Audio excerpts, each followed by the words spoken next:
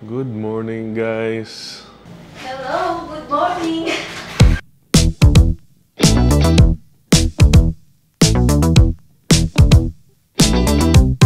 Okay guys, ngayon punta tayo ng Dolomite Beach.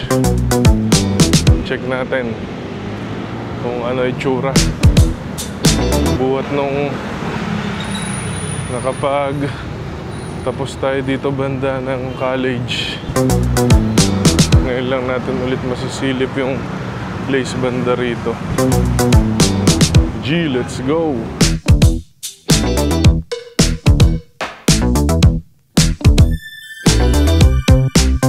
Okay, sarado ang Dolomite. Kaya sarado? 4. Alas 4 pa bukas? Okay, sarado nga talaga ang Dolomite Beach. Sarado siya pag Thursday. Nagbubukas lang siya Thursday ng 4 PM to 6 PM. Pero the rest of the week, parang 6 to 6. G! Punta tayo sa isang pupuntahan natin.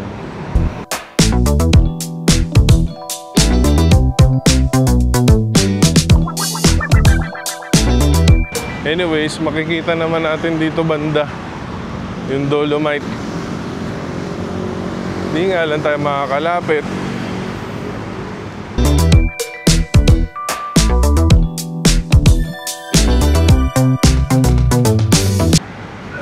Kaya ba guys, ano sa tingin nyo? Naging maganda ba yung epekto nitong Dolomite Beach? Dati na rin tayo talaga pupunta dito banda sa Manila Bay kasi galing sa school. Dito tayo banda nag-aantay na sakayang pauwi. So dati talaga, ever since na nakita ko to, yung Manila Bay, nagpapalit yung mayor ng Manila, ng presidente, lagi talagang taon-taon may ginagawa. Nitong huli lang talaga yung nalagyan ng ganito ng Dolomites o ng sand. Tsaka kahit papaano medyo bumango. Talagang dati medyo masangsang, hindi ka pa nakakatawid. Galing ka ng halimbawa sa Pedro Hill, patawid ka pa lang, naaamoy mo na. Saan po kayo?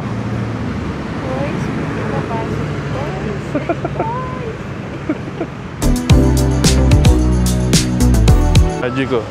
Magic daw ma. Sabon sa yung bola, walang laman. Open mo yung takip. Uy, may bola na naman.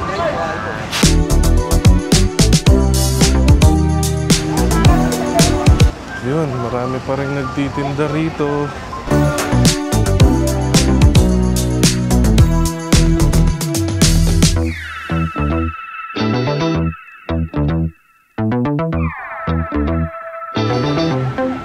Dolomite. Ito na ang pinakamalapit natin na pagtanaw sa Dolomite.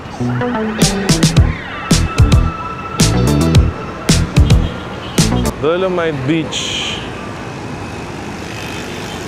Ito yung US Embassy.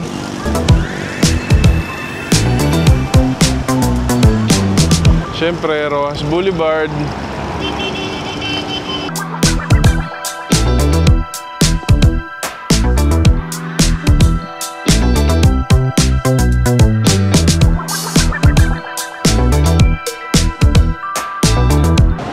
Okay guys, nakatawid tayo sa overpass.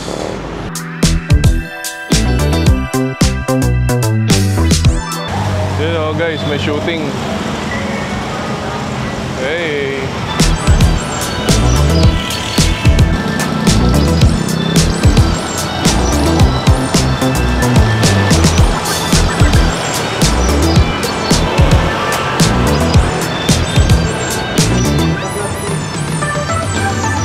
Yun. lakad pa rin tayo.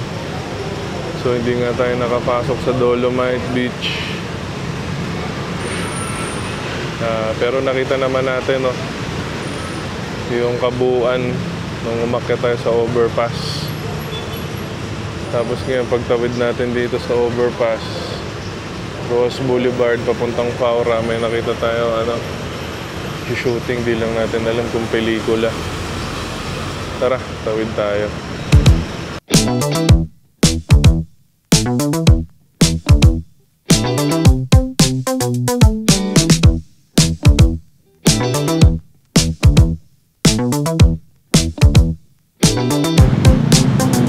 Okay guys, kakanan tayo dito sa Faura galing Rojas Boulevard.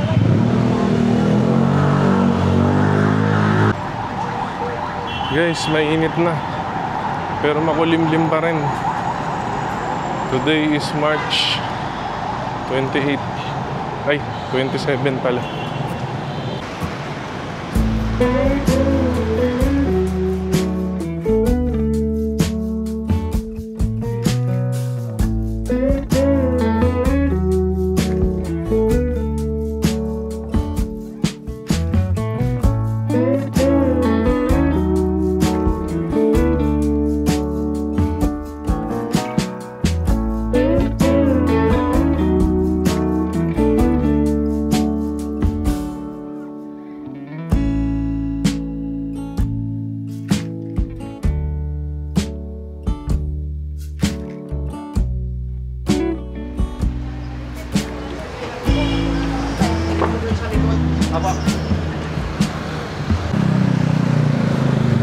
Hey, lapit na tayo guys sa Solidaridad.